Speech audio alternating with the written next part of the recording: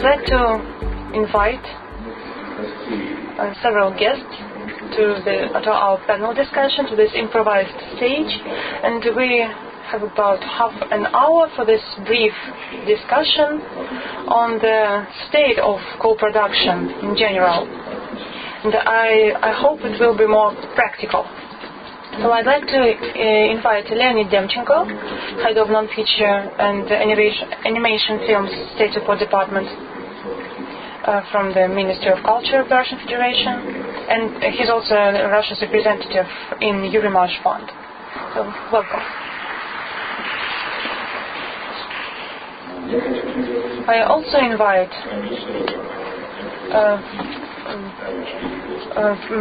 President of Apple Film Productions, Dariusz, a very active producer. He's very active in the industry.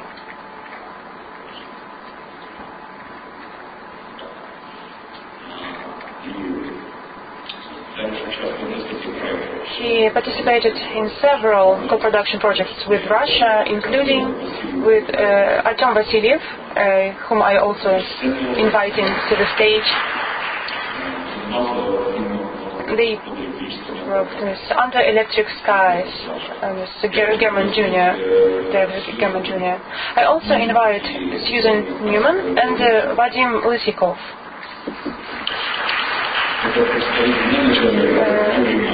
Our two project managers from Eurimages Fund, and Natalia Drozd, one of the very active co-producers, and she represents STV company. Natalia, welcome. So the idea is to have a more practical discussion, because all the official information, all the official data, statistics, etc. can be read in newspapers and in our study that we presented today, but I hope that we will move into this more practical dimension. And at the end we'll have several minutes for questions, not only to the participants but to everybody, all our guests in general. So and the question would be how to change this co-production situation. And I'd like to address my first question to our Russian producers, practicing producers. What do you think? What is the state of co-production in Russia today? Is it okay? Is it underdeveloped? Or is it so great that we need to slow down a bit? Good morning, everybody. So this is a very sarcastic question. Well, we have no other questions. Well, of course, this industry is in an infant state. Years pass, and we are still in this infant state. But if we speak practically, I think in first year and a half or 2 years after the crisis started and the currency exchange rate plummeted, I realized this. We now have this economic incentive for co-production in Russia, because before that it was just it was discussions for pleasure, interactions, and it was more of a cultural mission. But now the majority co-production, Russian majority co-production, is really a good additional source of funding, because of course I'm speaking about auteur films, art house films, and co-produced with European countries and the European Convention, because I think the budget is in foreign currency decreased by about 30-40%. And before that, we need to cover this amount, attracting 3-4 co-producers. But now, one partner, one co-producer is enough. So now it is easier. For example, when we work with Eurimages, we can work with them and attract this 15-20 million that we elect to cover all the expenses to produce a Russian film. And I think it is becoming a necessity. Such cooperation is becoming a necessity for people who really want to produce Russian films. But there is also a big issue involved, a potential issue. We didn't face it in earnest yet, but I think we will. I'm sure we will. And the issue is European countries, European funds, they give money on the reciprocity principle, reciprocity basis. They expect that in a year, in 2, in 3 years, which depends on producers who wish to participate, to cooperate, that we will support their projects in return. And I think we all understand that the Russian Ministry of Culture, in the form that it exists now, this possibility of future mutual support of some European projects is this possibility is very thin. So the majority co-production by Russia is not possible in the current state. There are about 2-3 good scripts that we receive from Russia, and I think it's useless to present them to the Russian Ministry of Culture now, and it's very deplorable. Because, for example, me as a Russian producer, I want to attract European funds. And of course, this possibility to return these funds as a private money, it's not good for European counterparts. They want to get state funding in return. They provide state funding, they want to get state funding. So they want to see a certain person who can oversee, who can make decisions. Well, I'd like to intervene. How can we, to help this person who would oversee it, to help this decision maker? Artem, based on your experience, what is lacking? Maybe some legislative initiatives, maybe some norms, new laws. So you are a practicing producer. What do you lack? Some standards, some legislative framework, some regulations. Well, I think all these questions were already discussed, all these issues were already stated, and I completely agree with Natalia. This minority co-production topic is not even discussed now, but by anybody. Well, we've discussed it with Anton. So, the issue is already here. There is this reciprocity principle, as we've said, which is expected. This reciprocity is expected, as Natalia said. But for some reason, it's not being discussed. There was an attempt in the previous form of fund, the previous department tried to approach the project, and there was a certain fund created within the fund to govern this issue, and I think now we should find a way to return to this topic, to bring it back to the table, to have a certain person or maybe several people who will really take this issue seriously and will actively try to resolve it, because it is a real instrument. Because there's a lot of movie without the Polish counterparts, this film would never have happened.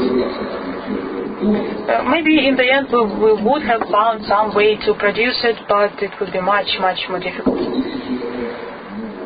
Besides, there is another issue. And now many European countries have this tax rebating instrument, and certainly partners that want to move their resources to Russia to produce something in Russia, they do expect this instrument to be used for them. They do expect a similar fiscal approach, the same treatment. Because otherwise we will lag behind as usual. I have a question to Leonid. I think here we have to speak on behalf of the whole Ministry of Culture and not just on their behalf. Well, from the point of view of the ministry, from the point of view of the authorities, the government, is there such an issue?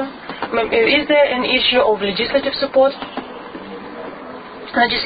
of minority co-production, Russian minority co-production, or maybe just producers are not aware of certain legislative amendments, certain new regulations that are already in place?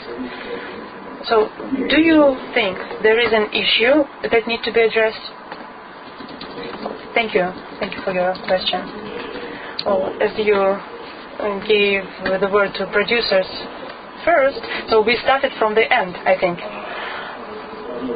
So now we're moving to the most urgent issue, most problematic one. I think that this process in general was developed by stages, stage by stage. I think 7 or 8 years ago, when the Russian Culture Ministry had meetings with the European Audiovisual Observatory, we were discussing how to promote this information on Russian film industry, Russian films in Europe, so have more people interested in this in Europe. And what is important, what needs to be done, what studies need to be made, what papers need to be published. And for example, Nevafilm actually is doing that. They publish such studies regularly. What needs to be done to raise awareness? And one of the key issues is co-production.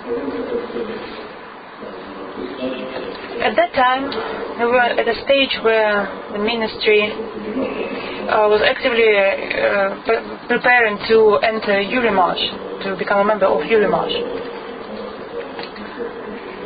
Certainly, it is very important for us. It is an issue of prestige for Russia, matter of prestige. And the projects that were supported by Eurimages, we take pride in them, both minority and majority co-productions. We started with minority co-productions more than majority ones. And for 2015, I think 2015 was the most successful year for us in terms of our participation in Eurimages, because 5 of our projects were supported. 4 of them were majority co-productions. And they are now successfully presented at film festivals. For example, the Paradise, Konchalovsky's Paradise, that received several prizes at the Venetian Film Festival. It is undoubtedly of high importance for us. So I think we are moving in stages. For example, our participation, our membership in Eurimages allowed us to achieve certain results that we can be proud of. So I think this whole period helped us to,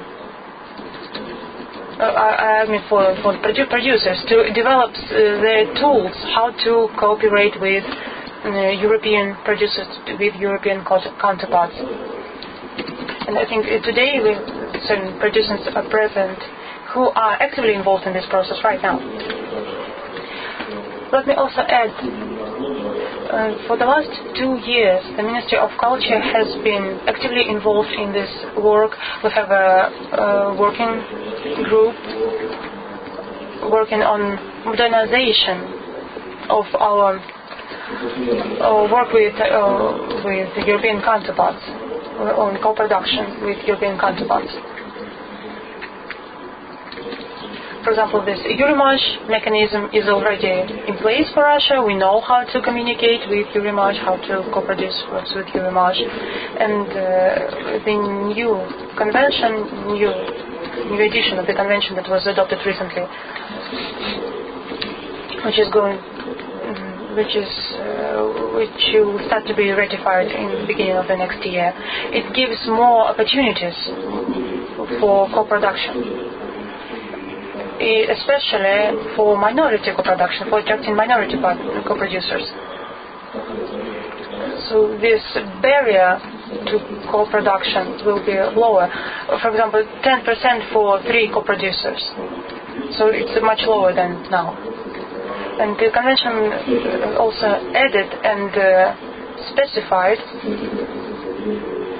requirements for documents for animated and documentary films. Unfortunately, despite all our successes in Eurimages in feature films, unfortunately we can't boast the same for documentary films. We didn't even apply for any documentary films to be co-produced. And I think this new stage that will be opened with this new convention will open up more opportunities, will open up a new cycle. Now coming back to the problems, to the issues. What can be done? What more can we do to further develop our cooperation? I think there are 2 main directions. First, there's active participation of the actors themselves, of the producers themselves. For example, such conferences as this one that are focused on our bilateral cooperation are important. Because, for example, Eurimages, they're not only supporting production, they support cinemas, they support releases. And now we have 11 cinemas that, for example, Angleterre cinema that because earlier my colleague mentioned 9 cinemas in Yaroslavl, in Novosibirsk, now we have 11. So we see a certain development in this area. And prior to opening new cinemas within the network, we conduct certain events, workshops, seminars. Well, the second direction is new opportunities for funding, for enabling funding for majority and as well as minority co-productions. With such products, applications for such products should be made. And it should be a certain very distinct area of work. This minority co-productions, I understand the importance of it.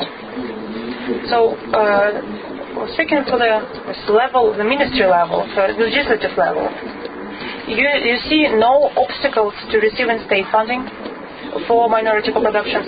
Undoubtedly, there are no obstacles to receive funding for minority co-productions. No hurdles. It needs to be discussed. We need to attract attention to such projects, which will enable further work on them and their successful conclusion. Part of the study is this quantitative study, and I was upset at first because there are so many sources, so many figures, but I wanted to have a more clear picture, more concrete picture. But now I see how hard it is to bring such products to life, to bring them to fruition.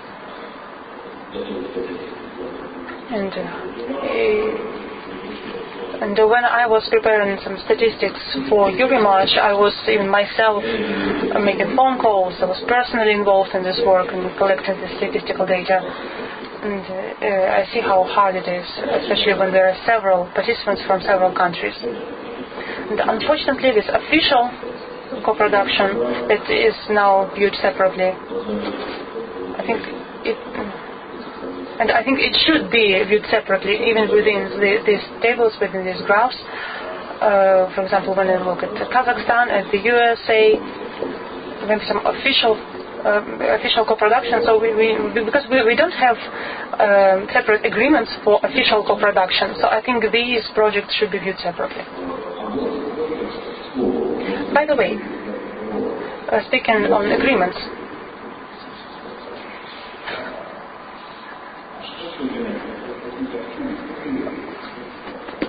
well, we discussed it yesterday. We see certain developments in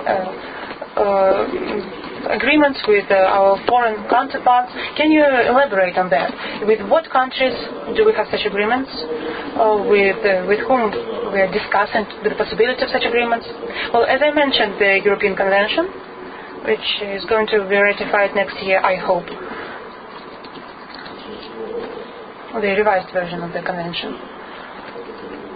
It concerns the countries that are already our partners.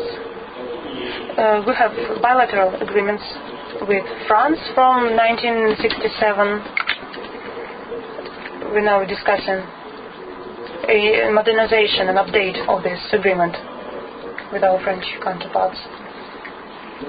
Because as many of you know, France is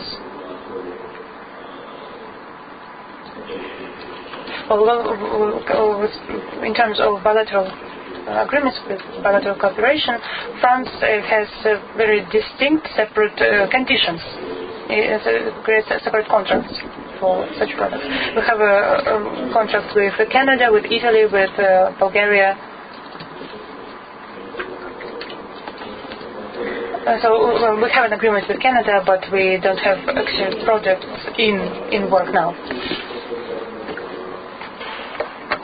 We also have an agreement with the CIS countries, signed recently. Unfortunately, one of the major partners, Kazakhstan, refused to sign this agreement. So, as I mentioned, Kazakhstan's projects will not fall into this statistics category. Next week I'm going to Almaty. Maybe I can inform them about something, no? Well, we'll think about it. There's also a number of countries, such as BRICS countries, and we are working with agreements with these countries, and hopefully soon we will sign an agreement with China, but it's a little bit too early to talk about this. Well, it will depend upon the success of the Forbidden Kingdom movie, which is called V in Russian, whether or not it is successful in China. Well, it depends on some practical aspects we need to put in place to make it more robust and more practical. Well, there's almost half of our speakers have not spoken up yet. They are probably falling asleep already. Alexei, you as an experienced producer, what can you say about the reasons why a producer should enter a co-production agreement, why they should be engaged in it?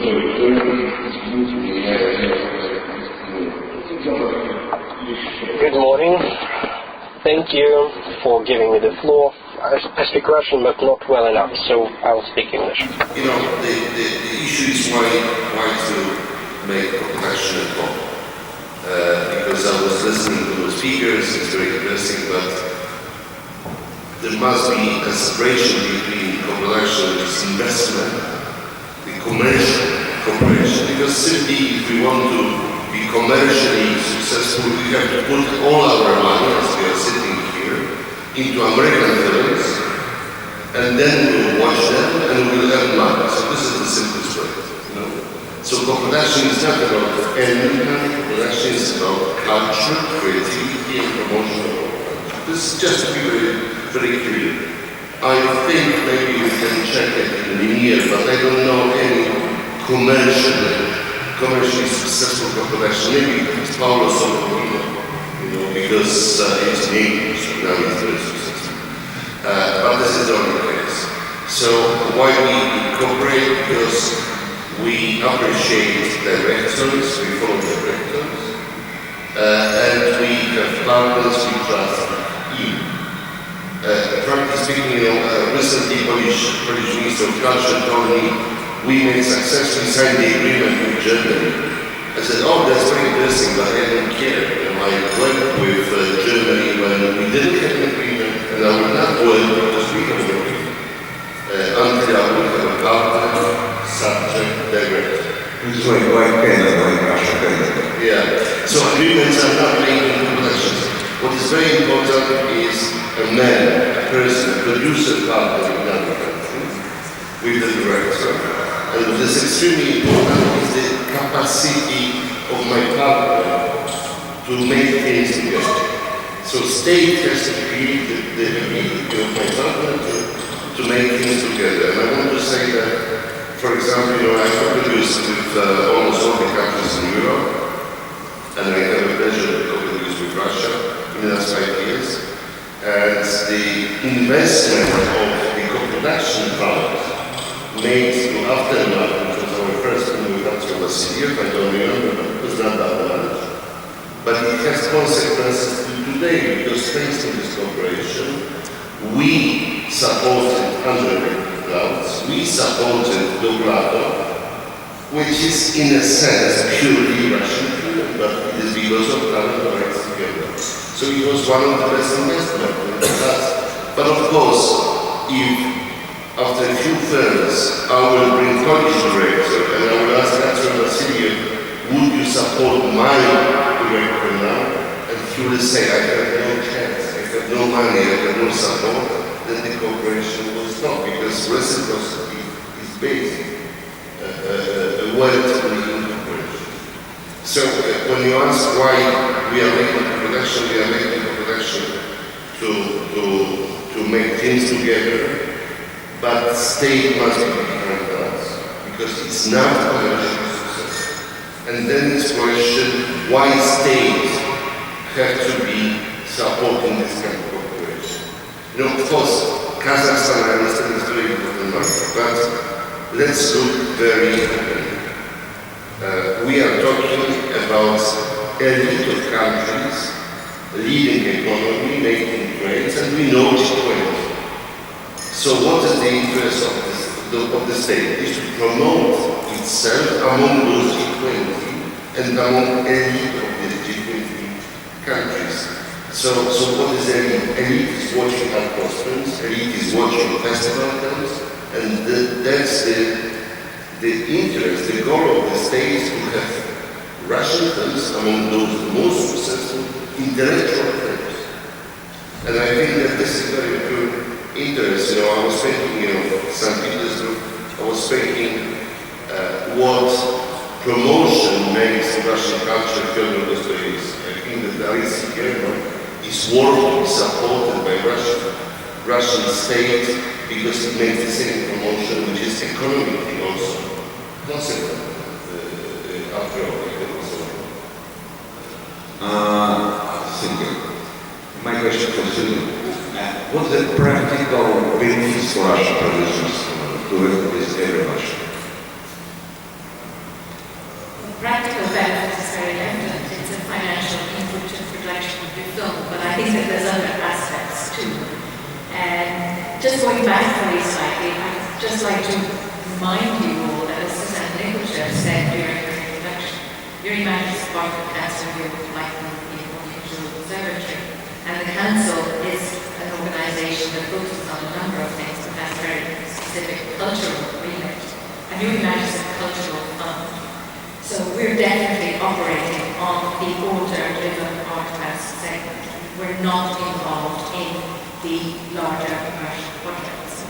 So what we're doing in a way is, though our fund doesn't have an editorial line, we don't have written on paper somewhere, this is the kind of film we support. It's not written anywhere, and maybe that's quite confusing for some people. But what we do have is a specific interest in water-driven art house film. These are the kinds of films we support. But it goes from films by world-renowned, very established directors at the very top end of the art house segment, going into crossover, right down to first films from young directors. So the scope we have in terms of support is enormous. The practical benefit is we can bring in 17% of your budget to a maximum level of €500,000. This, nowadays, terms in Russia, the current exchange rates is very, very nice. And it's what we call a soft loan. So it's repayable, but only if the project breaks even, if the producer starts to generate receipts. So So again, it's very, very nice. It comes with a certain amount of conditions in terms of preparing and structuring your application, because as Leonid mentioned, films we're supporting are official productions. So they're going to be recognized under a legal instrument, a treaty or the European Convention. So a certain amount of work goes into structuring these projects. But one thing I would like to say is how happy we are here that we've seen over the last year such an increase in interest in what we're doing and so much more presence and applications from Russian producers, distributors, exhibitors were already there to some.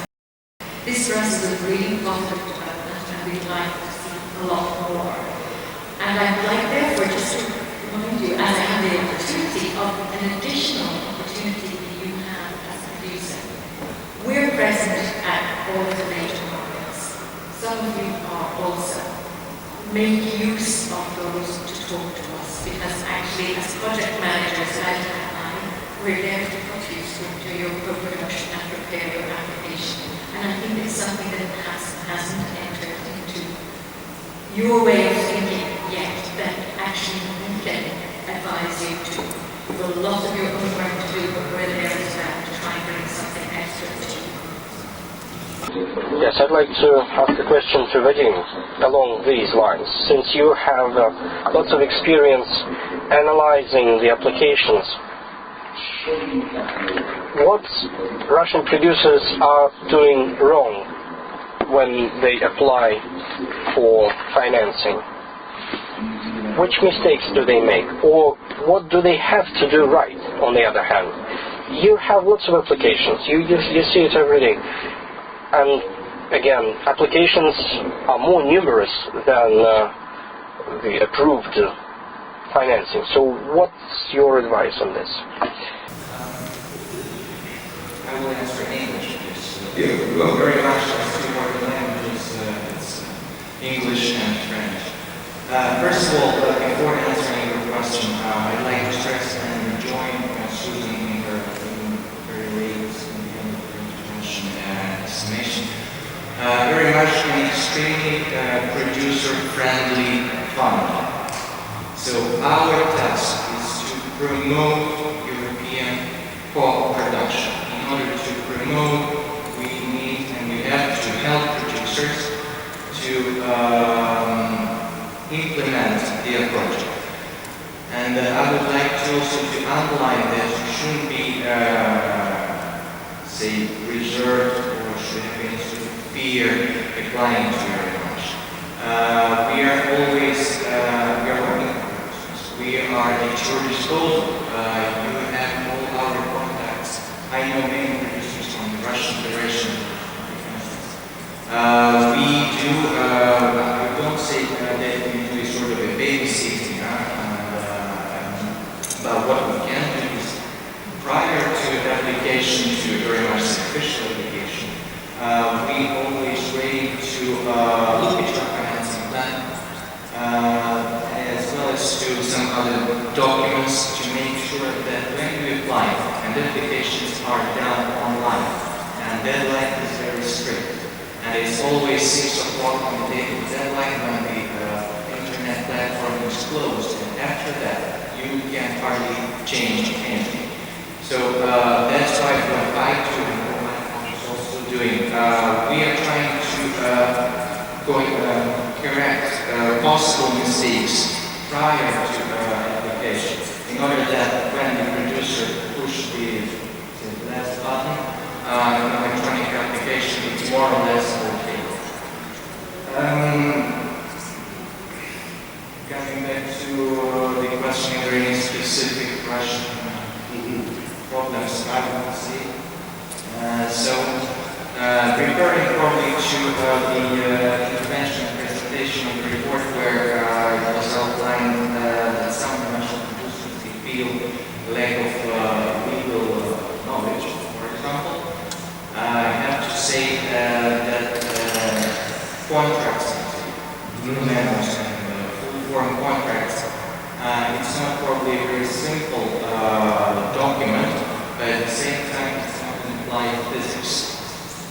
And as soon as you draft and sign the first contract with a foreign partner, and I'm talking about European partners, most probably, let's say 80% of that content or that contract will be simply copy-paste in another one, because every contract is around some basic things. What we require from producers is that we need to be sure that this is real production, so there must be articles on joint ownership of rights, that the project is done in line with the European Convention on Violation Treaty. I would say that when we plan for the first time, there is no difference between the producer from Russian Federation or the producer from Portugal. If you do something for the first time, obviously you can encounter some problems. Again, I understand that language barrier does exist. At the same time, I'm a Russian-speaking person, so if you have a project and your English or French is not up to the mark for a free communication, you can always find the telephone number of Vadim, pick up a phone and ask a question, and I will answer your question in your native language, and we'll try to do it as detailed and useful as possible. All right, let's do it this way. I'll ask one question, practical matter, and then we'll have a Q&A session with the audience. And after each one of you will have to express your opinion, like a brief statement, and then we are going to wrap it up. Natalia, you, like me, like myself, is a practitioner. So what about some educational history? As a producer who is very active in this area, what do we need to do in the area of international cooperation? Not our Ministry of Culture needs to do, but our professional community needs to do to develop this initiative a little bit further. Maybe we need to introduce some educational initiatives in cinema institutions, such as GIG, for example, or workshops. We need to, drink tea together more often. What do we need to do in terms of communication to improve and spread our knowledge in this area? Well, you need to do everything, including meeting more often. Frankly speaking, profession of a producer is a profession that you can understand only when you do real things. So theoretical courses are not the best way to learn about production and co-production. For 3 years, together with European Audiovisual I don't quite remember the full name, but it's a major producers workshop in Europe. For 3 years we've been making a program for Russia and the CIS countries aimed at involving producers from different countries,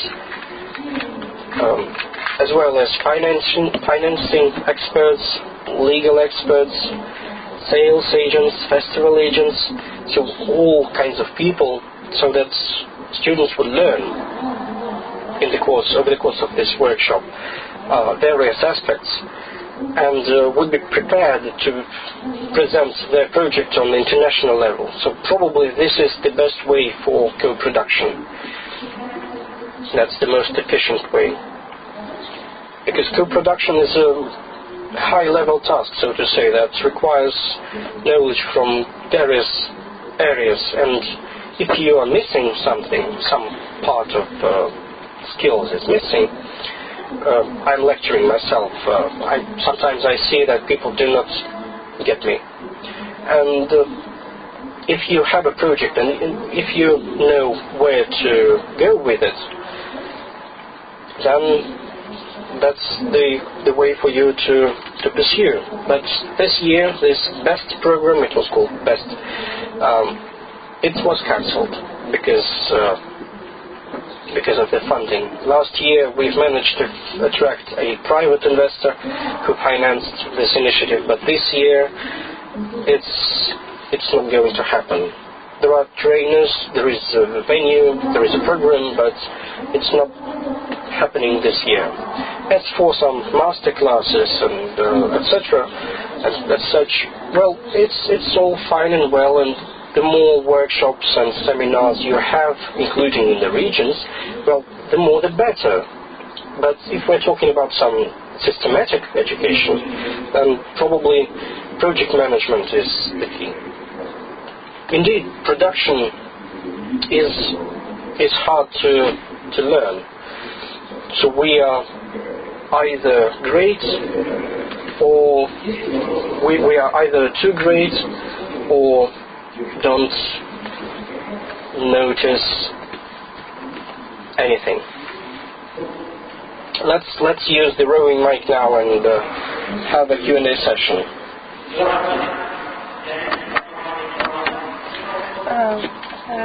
Good afternoon. I have a question for Leonid Demchenko and I think for all panelists in general. I think it's an open secret that we participate in co-production with money that we get from the Ministry of Culture. But to get that money, our projects have to abide by certain rules. For example, a project that is written by an English writer about a Russian person will not qualify. So we can't fund a lot of interesting projects just because the system is too rigid. The system of getting approval is too rigid. So I'd like to ask Leonid, on whose door should we knock to turn this around? Where should we apply? And I'd like to ask maybe some members of the Association of Producers, what should we do? Not just talk, but what should we do to move the situation from the current situation? Maybe we can tell this to the media representatives so that the wider public can know about this decision. But what should we do to give impetus to this? Well, I'd like to say that an hour ago, this is where we started. This is what we started from. Well, you know that if you apply for an official co-production project, that you need to abide by certain rules written in the European Convention, etc. And there is no issue of the author's origins. If a foreigner writes a story and wants to produce it in Russia, no problem. But if you want to actively attract foreign partners, our legislation has no prohibitions. There are no legislative obstacles to this. They will not be viewed as Russian national projects, but that's the only issue. And I think it's not just for this is true not just for Russia. So I think there are no obstacles, especially if you've done several projects, you know how it's done. So in Great Britain, is it part of the convention? Well, it is a member of the convention, yes. So we have co-production projects with Great Britain. The speaker is not using microphone. Well, if someone will support me in this area, in how to get approval from the Ministry of Culture, well, I'd like to intervene. There are no legal issues. So, and we did apply for, well, if you apply to such projects, you know, the issue is not in the legal framework. If the author is not a Russian national, it's not the problem. Maybe there are some other issues, some other problems. Maybe the project wasn't qualified because of some other reasons. So, well, when you say the system is too rigid, that it needs to be more adaptive, what do you mean by this? I think the system should be more flexible. What do you mean by flexible? I think it's the same for all European countries. There are certain rules, a certain framework that needs to be held. And I think if you abide by the rules, by the regulations, you can easily get approval. So naturally, you should provide the agreement with the author. And I think it doesn't matter if the author is British or Russian. Any other questions? If you have a specific question for a certain panelist, please. Yes, this is a question for the producers in the room, so Natalia, Artem and Dariusz. I read with interest the Nevafilm presentation and observed that at least twice the respondents of the research that was done said that one of their major problems was English language, either lack of knowledge of English or poor quality translation of subtitles, of scripts, etc. into English. I have a question therefore to the producers. If you could spend, if we take Nevafilm's average budget in their research, if you could spend 0.18% of your budget, that's 0.18% of your budget, in order to ensure that your good film has a far higher chance of success, would you spend 0.18% to ensure that would happen? Translation. On translation. It's a question or proportion? It's a question, a genuine question. Yeah, I would say two issues. One key issue is communication between people. So you start meeting us with Vasiliev in Rotterdam like 5 years ago, when we understood each other easily. And maybe it's not perfect English, but we communicated and we understood we are on the same page. And we want to make Lysikov and Junior film together. This is a key issue because this is human business in that sense. So if you don't understand your partner, you don't trust him, because trust is a key word. Being producer for 25 years, at least 4 times in my life, I stepped back from the project because I felt a threat. And I was right because the production is contracted, and if I would be in, I would be over. So the trust issue and understanding and being able to talk about the most difficult issues is very important. Translation, my great friend, German producer, Karl Baumgartner, who died last year, he didn't read the script. He was watching films of the director and he was saying, tell me what you are going to make, and this is a basic thing. But you are right, another hand I'm running is Kurtis, which is a European program, and the quality of translations is sometimes decisive about understanding from broadcasters, funds, not between producers rather, but funding bodies is very important. You're right, we have to spend those money. It's only 0.18%. Maybe someone from the Russian side want to answer? Well, apparently, it's obvious. Good translation is instrumental. If translation is bad, well, I didn't introduce myself, so I'm not representing anyone. That's why I asked, was it a promotion, was it an advertisement? We have in-house translators, and we know your company, so we will have some contacts in translation. Yes. And of course, it is important, you're right.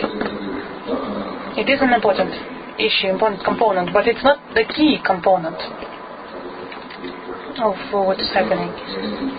Well, I know a case where a partner said, well, we have an issue with translations. We need to change it. We need to improve it. And but I've never seen that. Well, the second I think if you ask a translator to review another translator's work, he or she will definitely find some mistakes. I think no one will be completely satisfied with another person's work. I first of all would say there's no commercial link our question answered. I would just like to say that, from the Eurimages point of view, you need to put yourselves in the position of the decision makers at Eurimages who come from all over Europe and are receiving scripts from all over Europe. For them, a really good translation is absolutely critical in order to base their decision on something that's really representative of the project. So you want to begin with the chance at Eurimages and then present the project in which you worked so hard in its best light. You definitely need to invest in translation, not only for your script but also for your synopsis and for key items which border on the artistic, such as your director's note, because Eurimages is a selective fund. You're being evaluated by people who will have read carefully all the material you provide, will have looked at your director's previous works, but you need to give them the tools on which to make the best decision, and a really good translation is one of those tools. Other questions? Well, just a couple more questions, please, because we don't have much time. My name is Rodion Pavluchik. I'm from the Producers Association. I'm a commercial producer. We've talked a lot about Eurimages and its support for non-commercial auteur films. But what should producers dealing with commercial films should do? Well, of course, auteur films, art house films, it's good and well. But what about commercial films? For example, François Ozon, a very successful auteur, well, but he is rather an exception. He is not a rule. So, well, there are auteurs that made a name for themselves and who are commercially successful. But what do we do about traditionally commercial films? What producers want to do such work? What should they do?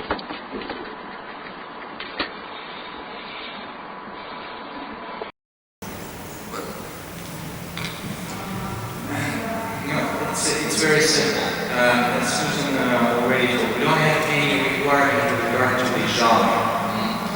So what is commercial, what is not commercial, and everyone, most of us do understand that we have this criteria.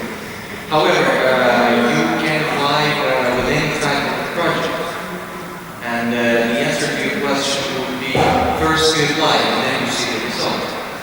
Because it's true that we do not receive many big budget films. However, we do receive them. And sometimes even big budget films, like budget 20 million euros, it's a relatively big European budget. And it was one of my projects a couple of years ago, and the budget was 19.5 million, supported by Eurimages. So you shouldn't create inside your head artificial barriers.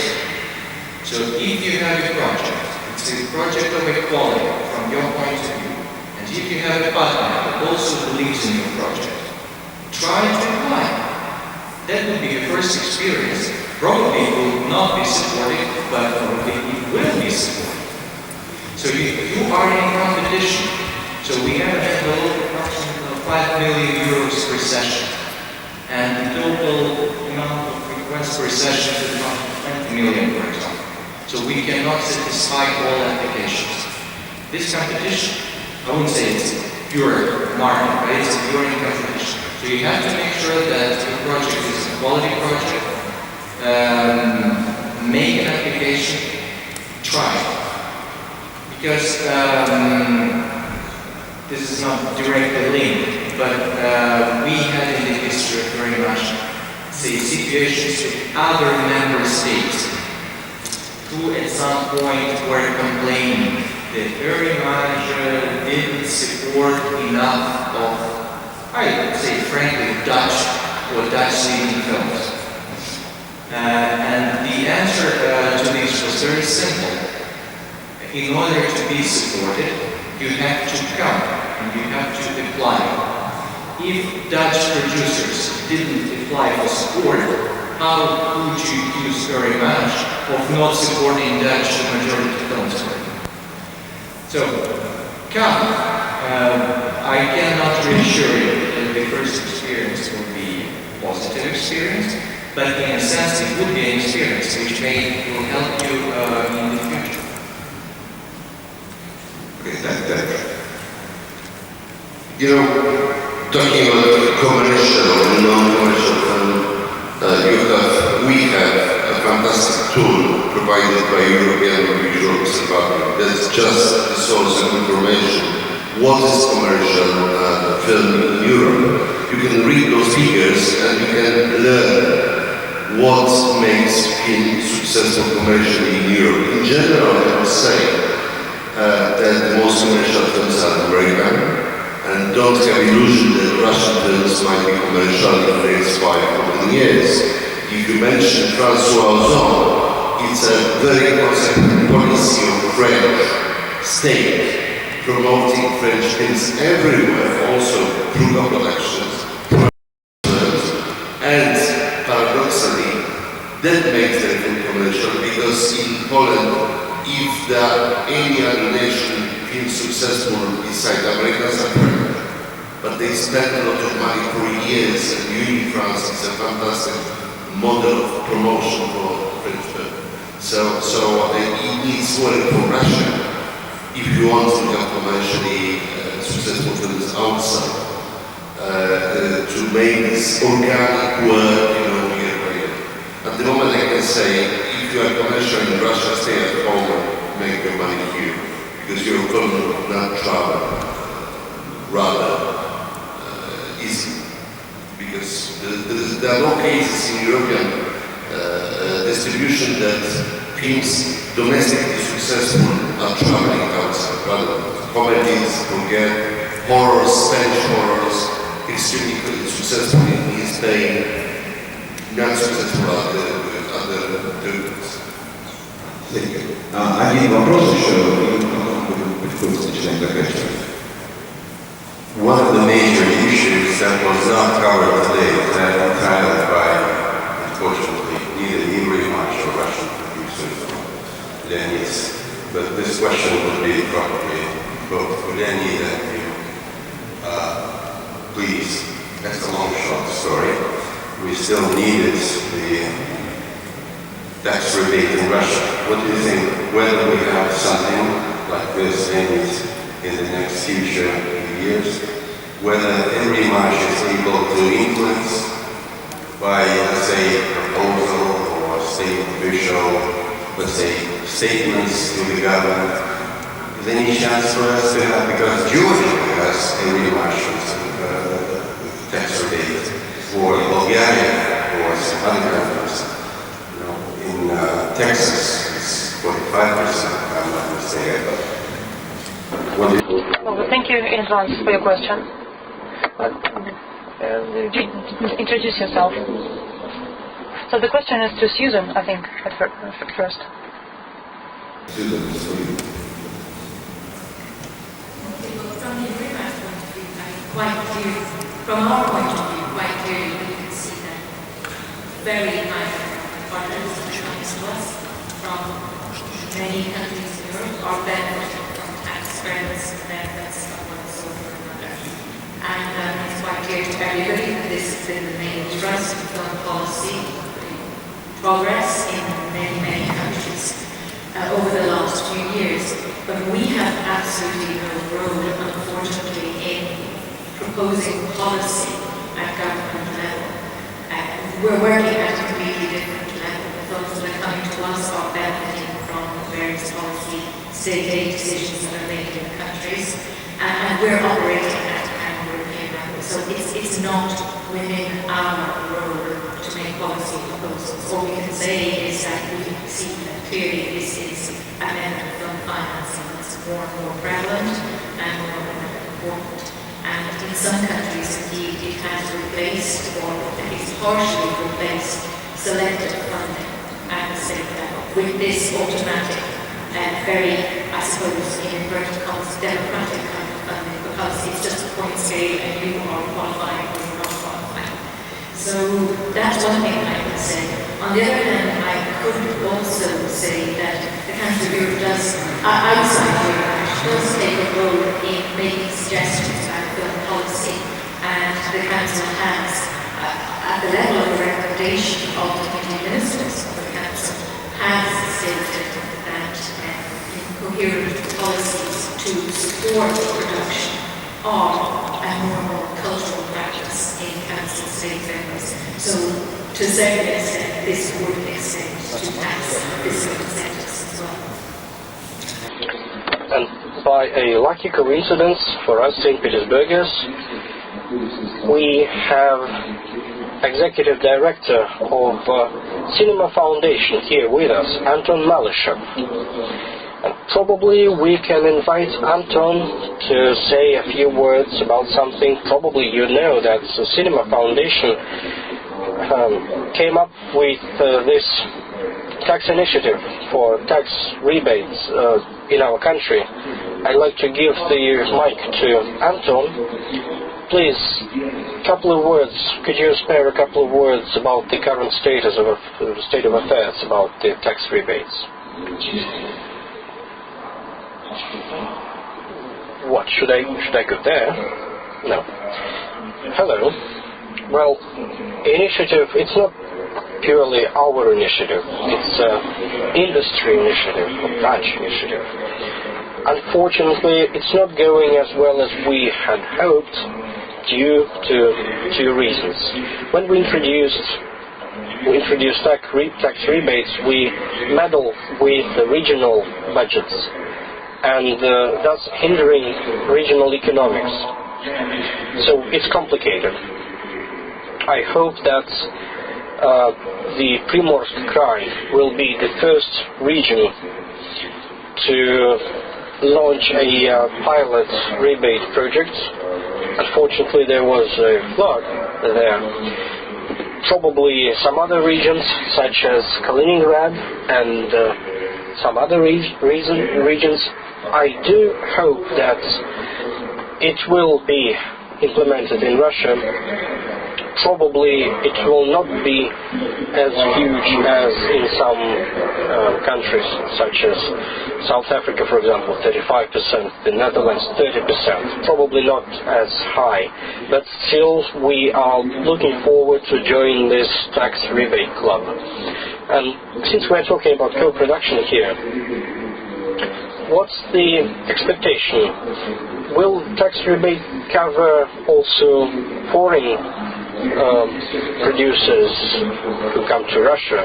Well, since we as a national foundation are focused on national producers, so they will be primarily for national producers and national co-production. And here, any foreign producers are welcome. And since to the current exchange rate, it is economical to make films in Russia for foreign investors. Thanks for the presentations, by the way. It's been very informative. I've been reading the emails on my phone right now, not because I'm rude, because the Minister of Culture has just sent a letter about this very topic, about tax rebates, and I was reading it right now. Okay, vodka is being chilled. And it's about time for us to end. I'd like to ask just a couple of words for each participant, just a brief statement. Let's start with Artem and go from that end of the table. Well, the main thing that is of concern to me is that the majority of production right now is a private initiative of private producers. So there is no political will and political understanding why this is needed, why this is required. Everything that the Cinema Foundation has lost, everything has been lost. So this political will is what we need. We need to have a mini foundation or mini commission. We've been there, we've done that already. There's no need to invent a will. We need to have an institution that would have a dialogue with the state. But these are two different things, political will and institutions that will be doing this. When we speak about Cinema Foundation International Department, it's a state institution. It's not a political will. Yes, indeed. But this international department was established because there was an interest in this, and people started talking about this. So there was a political will that came first. And all the disputes, all the dialogues are about why do we need this? Why does the Russian state need your product, need your films? And that's a good question, good point, and we need to come up with a good answer, I think. Indeed, when we spoke about minority participation in co-production, we shouldn't forget that a state invests much less money than in a big majority project. And since this film has a status of a national film, this figure grows. Are you prepared to draft a letter with Artem together, like an essay on the topic of why the state needs co-production? Will you lend Xenia for me? I think these essays have been written already a couple of years ago. Well, I'm asking this because by the end of this year there will be a cinematography council, and if we catch the right moments, catch the political will, maybe we can change something. Well, indeed, we need to think about this, and we need to do something about it. Leonid. Right. For several years I've been talking about this in the ministry, internally. We don't just need to participate in Eurimages Foundation Fund. We need to do something else. We need to enter a new cycle of co-production. And now I realize that everything I've been talking at the ministry is also relevant for you guys. And since there are no legal barriers for this, no legal hurdles, then probably some funding can be found for co-production within the Ministry of Culture's foundation. And to allocate certain funds, much less than the ones allocated to the Russian projects, Russian national projects, but still finance a couple of co-produced movies per year. This would help to increase their number. This would help to increase the Russian representation on international film festivals. This would also have a positive effect on distribution as it is right now. And so it will be beneficial for the films themselves, because the majority of them are not commercial.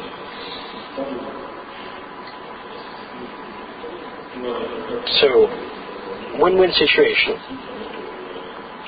International film festivals, international arena, also international distribution. But we need producers who see the whole world as their oyster, so to say, who think globally. So something can be thought of. Thank you, Dariusz, please. I want to say that you have producers, you have Russian producers, those sitting here, you are producers ready to make international co-production of top level with this capacity. You made a great investment there, but in order to use this great investment, you have to back those producers, because otherwise they will not use Eurimages, because Eurimages is for co-productions. So, being myself a friend of Russian authors, Russian culture, I was, for some years, I was a member of Polish-Russian forum, Citizens Forum for Culture, dealing about difficult matters. I want to say that being intelligent, being smart, you have to spend part of the money you invest in Russia today to create international co-production fund, which would be a great investment for those who don't watch television, and intellectuals nowadays don't watch television. but they watch Artem movies. This is the best promotion of Russia, according to my understanding. Support producers and authors to let them be present in this international, highly intellectual, highly intellectual circle, because it brings benefits also economic, in a sense, as promotion brings economic effect. Thank you. I'd like to continue in the same vein, because in many ways the sheer existence of Eurimages is the evidence of an overarching political will and belief that co-production in itself is a good thing and brings benefits. And the success of the fund is a demonstration in a way of going from 12 members to 37 members in just over 25 years. That's success. But there's also another kind of success linked to the Eurimages support, and in a way the Eurimages label given to a film. And I think it should be acknowledged that that sort of label, that sort of success that comes with applying to a fund like Eurimages, obtaining the support, and very frequently going on to success in festivals, is part of the cultural diplomacy for any country, and a very important part of the perception of that country by other countries throughout the world. So if you want to play on the world stage, I think you need to use all the tools at your disposal, which definitely include cultural diplomacy as a body of a large extent by the Eurimages works. I completely agree with this and hardly add anything. So we can only encourage you to look intensively into the report which has been presented. My personal opinion, it pretty correctly outlined the existing sort of hurdles on your way to co-production. We, from our side, we as a coach are always ready to give a sort of advice-not policy advice to create government, but we can create advice to the producer how to make your application eligible. We cannot give you, as members of the Secretariat, give you a guarantee that the project will be supported, but in order to be supported, the project should be eligible for very much support. And that's our task, that's our job, that's what we do.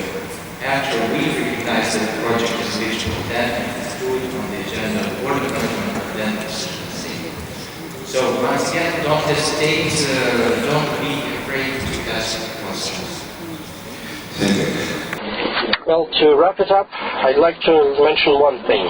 Co-production for Russia, especially today, is crucial, is as relevant as never before. So the crossroads that we are facing currently, either we self-isolate or we open up to the global world and we stop being an evil empire with the bears walking down our street in Demchenko heads. So this openness is our future. Otherwise, it would suffocate us. This cocoon will stifle us. And what Vladimir mentioned, production, what our producers need to be doing this themselves. Yes, we can apply for the state support, for the Cinema Foundation financing, but still it is our initiative, and no one will do this for us. Thank you for your attention. Thank you for being with us, and now we move on to the second most important part of today's event. It's right behind you. And the report that has been printed out already. Xenia has them, has the copies. You can get a free copy, and it's available also online on European Audiovisual Observatory website. Thank you for being with us.